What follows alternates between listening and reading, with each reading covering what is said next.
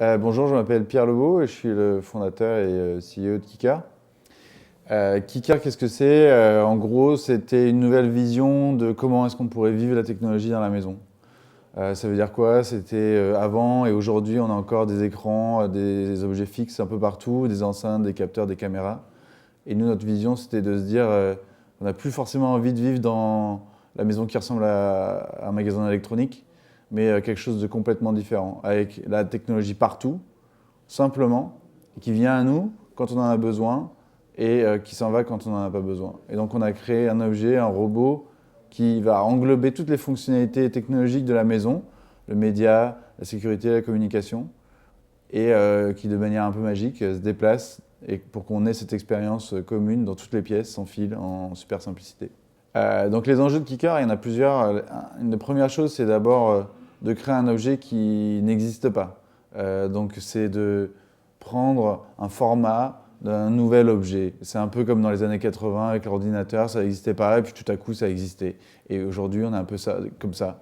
Et c'est d'imaginer une sorte d'ordinateur pour la famille, pour le groupe, pas personnel, mais vraiment pour vivre les choses en grand, avec le grand écran, le son, etc.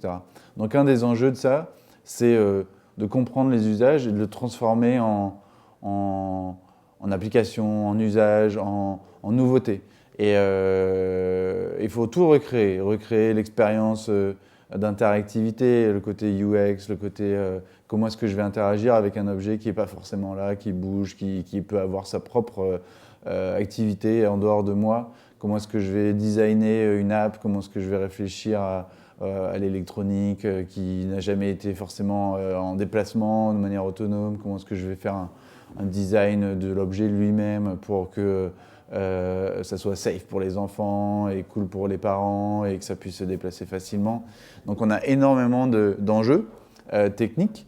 D'une première manière, technique, c'est vraiment parce que c'est une base d'objets qui n'existe pas. Donc on doit tout créer. C'est une énorme opportunité qu'on a et ça n'arrive pas souvent dans la vie de toute l'équipe là aujourd'hui. C'est aussi une manière d'être un pionnier, de dire bah tiens, nous on va participer au premier de ce genre d'appareil. Donc ça c'est phénoménal en termes de possibilités. Il y a un enjeu marketing aussi derrière, communication, parce que on n'a jamais communiqué là-dessus. Personne ne se lève le matin en se disant tiens, est-ce que je m'achèterais un robot pour faire le son, les enceintes, etc. Ou l'image. Non, donc il faut imaginer ça. Il faut imaginer qu'est-ce que ça va être, pourquoi est-ce que moi je voudrais ça. Pour nous, on sait qu'on le veut, mais il faut expliquer aux gens. Et donc il y a un aspect où on doit vraiment les montrer un peu notre rêve, notre vision, et qu'est-ce que ça peut être une maison avec un objet qui est comme Kika. Et puis on a des gros enjeux dans un deuxième temps aussi technologiques, mais qui sont plus liés à l'intelligence de l'objet. C'est-à-dire comment est-ce qu'on fait qu'un objet comme une tablette devient intelligent. Et en fait, sous cette forme de Kicker qui connaît plein d'informations sur la maison et qui va être capable d'interagir différemment avec nous, on doit lui créer une sorte d'intelligence.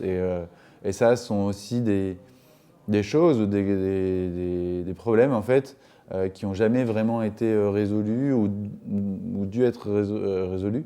Et nous, on les a et c'est un gros enjeu pour nous parce qu'on ne veut pas avoir la même relation avec un kicker qu'avec son téléphone parce que lui, il est indépendant et c'est pas la même chose. Alors l'esprit kicker, c'est vraiment le côté innovant, d'aller chercher justement pas la facilité, mais d'apporter une sorte d'enthousiasme et de vision à quoi qu'on fasse pour dépasser un peu les limites, parce que nous, on dépasse les limites, on doit être dans la création de ce marketing, de cette technologie qui n'existe pas encore. On est sur du demain. Et on a besoin des gens qui réfléchissent à demain, qui ont envie de créer demain. Et pas uniquement des personnes qui ont besoin de tâches et qui les font peut-être très très bien. On a besoin vraiment aussi des gens, et tout le monde ici a une vraie vision sur le produit et un impact sur le produit aussi. Et donc on a envie des gens qui soient passionnés, qui s'imaginent que demain, eux et tous leurs amis auront ce type d'objet et qui veulent être fiers en fait, d'avoir fait partie de l'équipe qui l'a créé. Donc on a besoin de gens indépendants et qui vont aller repousser un peu les limites de ce qu'ils font, que ce soit en marketing, en com, en produit, en finance, en ingénierie. Et c'est comme ça qu'on va arriver à être vraiment les meilleurs et à faire en sorte qu'il y ait un kicker dans chaque maison dans le monde.